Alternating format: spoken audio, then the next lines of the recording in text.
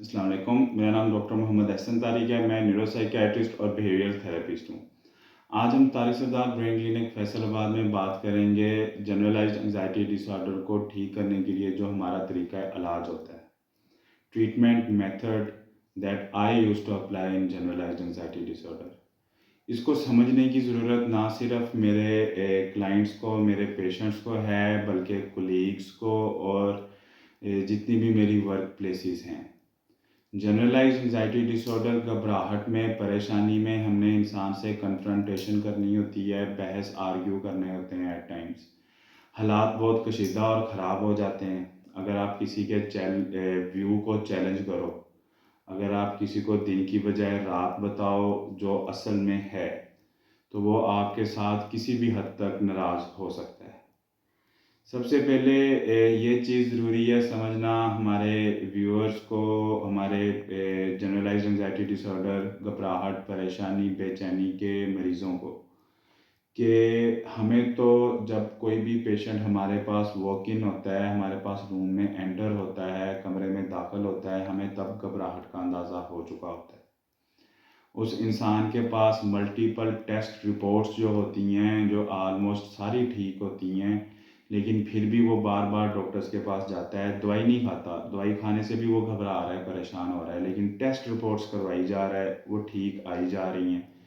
हमें तो उसी से देख के अंदाज़ा हो जाता है कि ये घबराहट है, और फिर जब वो हमारे पास बैठ के दोबारा यही रिक्वेस्ट करता है कि रिपोर्टां बेशक ठीक ने, लेकिन तुसी भी देखो, वहाँ से भी हमें पता चल जाता है एंजाइटी का। फिर एक टिपिकल अपीयरेंस, एक ड्रेसिंग, माथे पे horizontal wrinkles, eyes wide open, और कोई बात पूरी नहीं सुनेगा, पूरी बात करेगा नहीं, बातों को काटेगा, एज ऑफ द चेयर, कुर्सी पर बिल्कुल आगे होकर बैठेगा। और इन चीज़ों से हमें तो अंदाज़ा हो चुका होता है घबराहट का। अब हमारी जो क्वेश्चनिंग होती है वो स्ट्रिक्ट, सख्त या रूड, चुभने वाली, उसको उसी वक्त महसूस होना शुरू हो जाती है, क्योंकि हमारा साइकेट्रिक इंटरव्यू के अंदर, नफ्सियाती मायने के अंदर, हमारी कोशिश होती है कि हम उसको रियलाइजेशन, उसको हकीकत के करीब लेके आएँ उसी वक्त। अगर हम फॉर एग्ज़ाम्पल किसी से पूछते हैं कि आपके कितने बच्चे हैं या बच्चियां हैं, तो उसके ऊपर हमारे जो facial gestures, facial expressions, body gestures, या हमारा मकसद होता है उस बंदे को ये बात समझाना कि उसकी 4 बेटियां हैं, जो एक ज़माने की हकीकत है, जिसको वो नहीं मान रहा तो उसे घबराहट परेशानी हो रही है। वो अभी एक बेटे का वेट कर रहा है या इस चीज़ को ज़्यादा फ़ील कर रहा है, और हर वक्त उसके रोंगटे और परेशानी है। तो ये हमने जब उससे क्वेश्चंस करने हैं और इसके ऊपर उसके एक्सप्रेशंस नोट करने हैं, या उसको रियलाइजेशन लेके आने की कोशिश करनी है, तो उसने हमारे से नाराज़ होना है। जब एक बंदा परेशान है, घबराया हुआ है, उसको सिम्टम्स फिजिकल आ रहे हैं, जिनकी जिस्मानी अलामात आ रही हैं, उसको उसके पट्टे खिंच रहे हैं, रिपोर्ट्स में कुछ नहीं है, हमने उसे समझाना है अपने इंटरव्यू में कि भैया आप ठीक हो, आपकी रिपोर्ट्स ठीक हैं, बंदा फिर हमारे से लड़ेगा, नाराज़ होगा कि मैं फिर पागल हूँ जो आपके पास आके बैठा हूँ, उठ के चेयर से जाने की कोशिश करेगा, फाइल फेंक के जाएगा। किसी भी हद तक जब बंदा एंजाइटी में स्वेयर हो, अब्यूसिव अग्रेसिव बिहेवियर हो, हमारी वर्क प्लेस पे साइकेट्री को डील करना खासा मुश्किल होता है बाकी लोगों के लिए, जिसकी वजह से हम ये कोशिश करते हैं हमेशा साइकेट्रिस्ट कि हमारा सेपरेट यूनिट हो। जिधर मेंटल हेल्थ के साथ अटैच्ड स्टिग्मा, जो चीज़ किसी इंसान को परेशान करती है, लोग उसको ताने मेने देते हैं, बच्चियों के ख़ास तौर पे बाद में शादियों तक के इशू होते हैं, तो वो लोग सबके सामने नहीं आना चाहते, अलहदा से आना चाहते हैं। अलहदा से आके भी एट टाइम्स काफ़ी स्वेयर हो जाते हैं सर्कमस्टांसेस, बाद में वो हमें कॉन्टेक्ट भी करते हैं। घबराहट में जिस तरह बंदा होता है, छोट पल में तोशा, पल में माशा, छोटी सी बात को बहुत ज़्यादा बढ़ा चढ़ा के नाराज़ हो जाना, और बाद में बहुत ज़्यादा मिन्नत समाजत करनी, गिफ्ट्स ला के दोबारा सुलह करना। हमें तो फिर पता होता है कि ये दोबारा नाराज़ होगा, वो एंग्शियस है, वो छोटे से स्ट्रेस फैक्टर को ज़्यादा महसूस करेगा, वो ओवर सेंसिटिव है। फिर इसी तरह कुछ रियलाइजेशन लोग सडन डेथ की नहीं लेके आते, कि मेरी ज़िंदगी में तो कोई परेशानी नहीं है। अगर अचानक फौत की कोई गली मोहल्ले में या किसी की दिल के मसले के साथ हुई थी, वो हमारे दिमाग में सेव हो गई, बैठ गई। हमारे भी प्यारे हैं, हम भी किसी के लिए मेहनत कर रहे हैं। जब हम वो काम दुनिया में देखते हैं तो वो हमारे अंदर आता है, हम सोचते हैं अपनों के बारे में। अगर sudden death, road traffic accident, कोई ऐसा हादसा हम देखेंगे जो हमारी मेमोरी, हमारी याददाश्त रिकॉल करेगी, दोबारा सोचेगी, हम फिर परेशान होंगे। मैं अपने मरीज़ों को समझाता होता हूँ कि मिसाल है, अगर आप कभी किसी गली में से गुजर रहे हैं, वहाँ आपको किसी कुत्ते ने, किसी जानवर ने काट लिया, फिर दोबारा वो हमारे दिमाग में सेव हो गया है, वो हमारी सेंसेस में आ गया, हमारे लाशौर में आ गया। हम चाहें भी तो हम उसको निकाल नहीं सकते। दोबारा भी जब हम उस गली में से जाएंगे, फिर हमें वही सिम्टम्स, वही चीज़ें दोबारा फील होंगी। हमारे दिल की धड़कन तेज़ होगी, हाथ पैर फूलेंगे। ये सिर्फ और सिर्फ जिस्मानी अलामतें हैं उस हादसे की। और जब हमने वो हादसा एक घबराहट वाले बंदे को मनाना है, किसी जॉब लॉस, कोई डाइवोर्स, कोई आपका जो भी ऐसा एक्सीडेंट था, वो उसकी दिमाग का खलल है। जब हम उसको उसका यकीन करवाएंगे, वो हमारे से नाराज़ होगा। और मेरे सारे व्यूअर्स और क्लाइंट्स ये जानते हैं कि मैं एक रिक्वेस्ट ये भी करता होता हूँ कि आपने दोबारा मेरे पास नहीं आना, क्योंकि आपको कोई बीमारी नहीं है। मेरा मानना है कि इससे काफ़ी ज़्यादा उनको ये सुकून मिल जाता है कि हमें कोई जिस्मानी सेहनी मसला नहीं है, क्योंकि डॉक्टर ने हमें दोबारा बुलाया नहीं है। और कई दफ़ा ऐसा भी होता है हमारे पास कि यंग बच्चियां ख़ास तौर पे जब घबराहट परेशानी में आती हैं, उनके साथ पूरा एक सेटअप होता है, पूरा एक सिस्टम होता है जो ख़राब हो रहा होता है। घर की एनर्जी गलत साइड पे लग रही होती है, घर वाले ज़्यादा परेशान होते हैं, चीज़ें बेहतर नहीं, ख़राब हो रही होती हैं। और सबसे बड़ी बात कि एज के लिहाज से कुछ ऐसी चीज़ों का भी ख्याल रखना पड़ता है कि कोई जिन चुड़ैल बाबे समझ के कोई कुटमार या कोई और ऐसी माशरती बुराई ना हो। तो मैं तो बुक्स के मुताबिक उनको थोड़ा अगर डांट सकूं या सख्ती से रोक सकूं दोबारा विज़िट करने से, तो मैं तो उसकी पूरी कोशिश करता हूँ। मेरी लड़ाई झगड़े होते हैं, फैमिलीज नाराज़ होती हैं, लेकिन मेरा मकसद उनको ठीक करना होता है।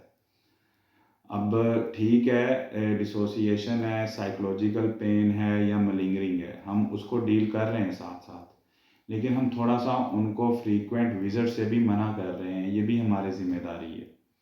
कोई पुरानी बीमारी है, डायबिटीज़, हाइपरटेंशन, रोज़ाना चेकअप करवाना पड़ता है, ब्लड शुगर और ब्लड प्रेशर और दिल की धड़कन, वो लोग घबरा जाते हैं, परेशान हो जाते हैं। स्ट्रेस फैक्टर कोई नहीं है ज़िंदगी में, नींदें नहीं आ रही। फिर उनको भी जब हम रियलाइजेशन लाते हैं, वो कहते हैं जी हमारा तो ब्लड प्रेशर शुगर मेंटेन्ड है। बेशक मेंटेन्ड है, आपके जहन के अंदर एक परेशानी मौजूद है जो रोज़ाना ताज़ा होती है, जो आपको घबराहट की अलामात और चीज़ें परेशानी की आपके साथ होती हैं। फिर एक और मसला जो इसको मैनेजमेंट में हमारे साथ पेश आता है कि हमने उस इंसान की इंटरव्यू में साइको सोशल सपोर्ट ढूंढनी होती है। उसके बीवी बच्चे बहन भाई जो भी साथ आया है, उसके मसले उजागर करके उनके सामने भी रखने होते हैं कि वो भी साथ साथ सोचें कि हमने इनको कैसे बेटर करना है, ठीक करना है। इसके अंदर भी फिर प्रॉब्लम्स क्रिएट होती हैं। ख़ास तौर पर एंजाइटी के साथ रहने वाला बंदा या बंदी, पार्टनर भी उतना ही परेशान हो चुका होता है। अगर घर में एक बंदा है जिससे कोई वो प्यार करता है, उसके साथ लिंक है, उस बंदे का कोई मसला चल रहा है, वो परेशान है, तो जितने भी उससे प्यार करने वाले हैं, कनेक्टेड हैं, डिपेंडेंट हैं, वो सारे परेशान हैं। तो पूरी पूरी फैमिली भी डॉक्टर के साथ लड़ाई करके जाती है, सिर्फ एक बंदा नहीं, सारे परेशान होते हैं और सारे इस हद तक जाते हैं। बाद में जाके उनको रियलाइजेशन हो जाती है, ज़िंदगी में किसी भी वक्त हो जाती है कि टेस्ट रिपोर्ट सारी ठीक हैं, वो बातें सख्त थी डॉक्टर की लेकिन ठीक थी। लेकिन जो हमारे कोलीग्स या हमारे जो मेंटल हेल्थ प्रोफेशनल्स के इर्द गिर्द रहने वाले डॉक्टर्स और हॉस्पिटल के सेटअप्स, वो इन चीज़ों को नहीं समझते और अक्सर औकात माहिर नफ्सियात साइकोलॉजिस्ट को या साइकेट्रिस्ट को अग्रेसिव अब्यूसिव कहते हैं। ये हमारी फील्ड के साथ जुड़े हुई चीज़ें हैं जिनको हम मैनेज करना जानते हैं। एक एडिक्शन वाला पेशेंट आया, उसकी तो शायद हम मोटिवेशन ही इस कन्फ्रंटेशन से करते हैं। एक फोबियाज, डर, खौफ किसी चीज़ के ख़त्म करने के दो तरीके होते हैं। सिस्टेमिक डिसेंसिटाइजेशन, आहिस्ता आहिस्ता बंदे को लेके जाना, और फ्लडिंग, अचानक ही बता देना। छत के ऊपर फोबिया है हाइट्स का, तो हम पहली सीढ़ी पे, दूसरी सीढ़ी पर सिस्टेमिकली उसको आहिस्ता आहिस्ता डिसेंसिटाइज करते हैं। यहाँ आँख पे बंटियाँ बांध के छत पे बिठा के खोल देते हैं, फ्लडिंग करते हैं। फ्लडिंग एक कंसल्टेंट अप्रोच है जिसके साथ भी मसले हो सकते हैं हमारे अपने क्लाइंट्स के साथ। इस चीज़ को हमारे क्लाइंट्स और व्यूअर्स को भी समझना चाहिए कि एट टाइम्स हमारा बिहेवियर रूड जिसको बोलते हैं या सख्त क्यों होता है, और ये हमारा तरीके इलाज का हिस्सा है। और जब हम आपके बिलीव्स, जिस चीज़ को हेल्थ बिलीफ सिस्टम तो किसी बंदे का नहीं बदला जा सकता।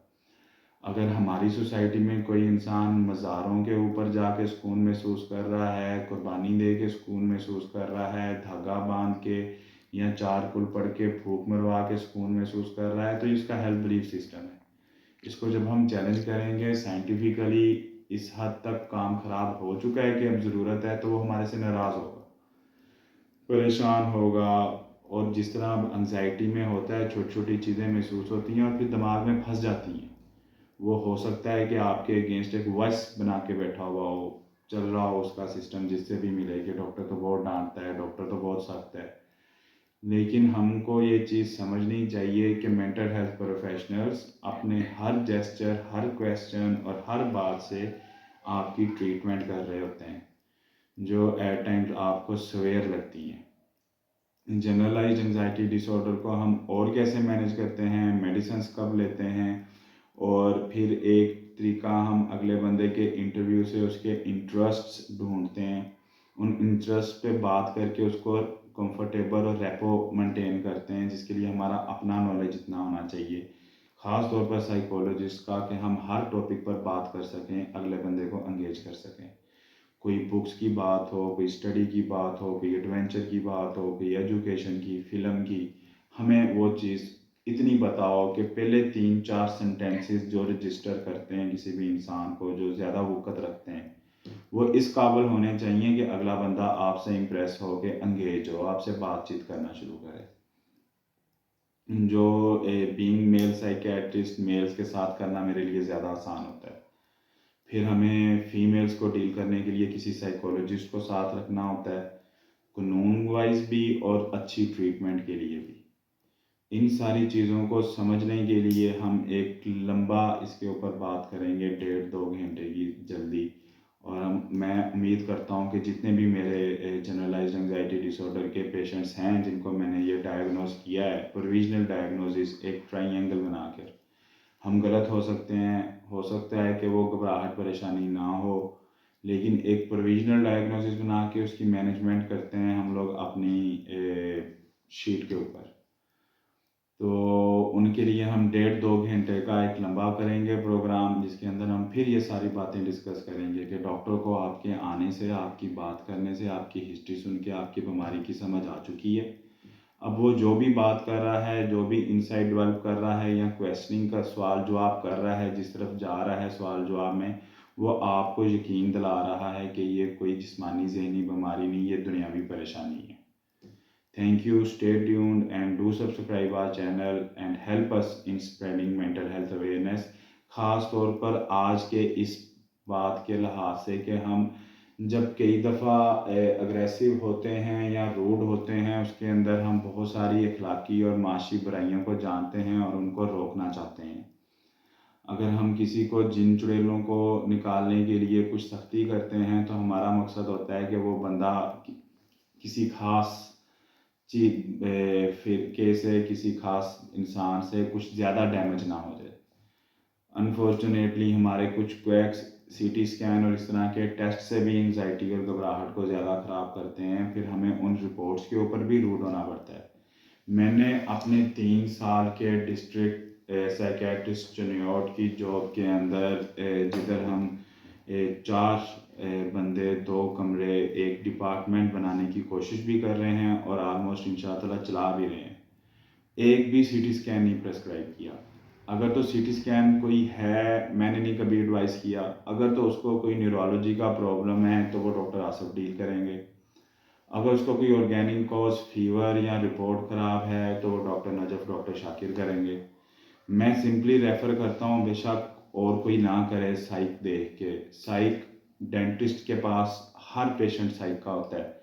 जो भी आई की डेंटिस्ट्री की करवाना चाहे ट्रीटमेंट, वो एंग्जाइटी में आता है।